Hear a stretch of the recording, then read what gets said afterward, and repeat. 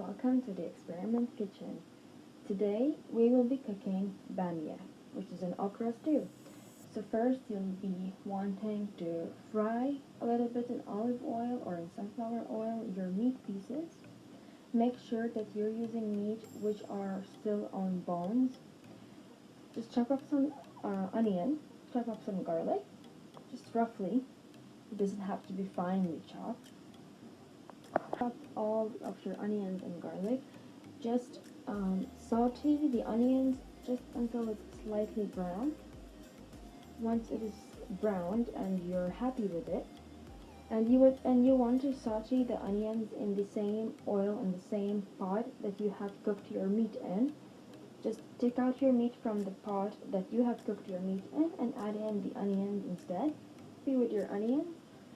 Add in your cleaned, washed, and chopped okra into the onions and mix it really well so that the onions are distributed equally among the okras. And on top, you'll be adding your chopped garlic. This will be adding a perfect flavor for this okra stew or bamia. Mix the garlic really well into the okra and the onions.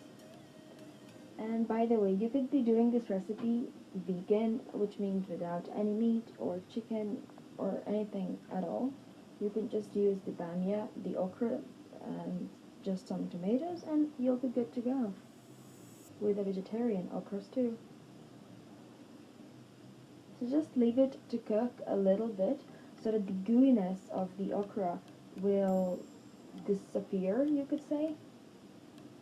You need to just fry it very little bit just for the gooiness to go. But make sure to keep mixing the okra since they could stick to the bottom of the pot very easily.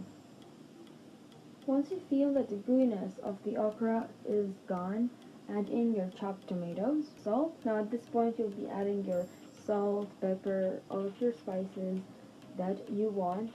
I use salt, pepper, cumin powder, mixed spice, and that is all.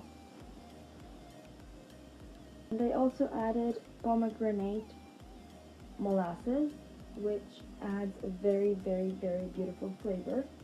It is almost sour with this pomegranate molasses, but it's not overpowering.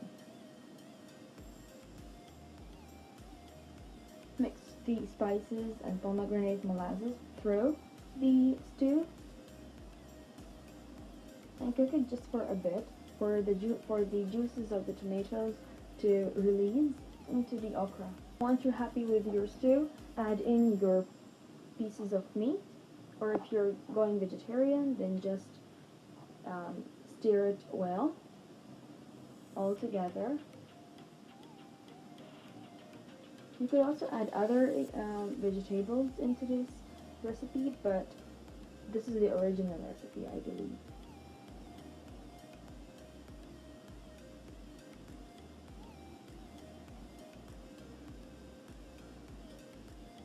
Once you're happy with everything, with how's everything looking, add in your tomato paste and mix it through. Once you're happy with it, add in water into the stew, just enough to cover it, and you want it to be the consistency of how you would like to eat it, whether you like it more on the liquid side or more on the dry side. That's up to you. I like it just as it is. You want the water to boil, and once it's boiling, mix it well and cover it. You want it to cook very well all together for all the ingredients to get to know each other. Once you're done with once you're happy with the consistency of your okra, you could serve it with rice, or you could just eat it as is, or with a bread, whatever you like, you could eat it with. And that is all for today. Thank you. Please don't forget to like, subscribe, and comment. And please add our hashtag in your Instagram if you have tried this recipe or any of our previous recipes. We will be very happy to know that you are trying our recipes and succeeding. Thank you so much for watching and have a good day. Bye.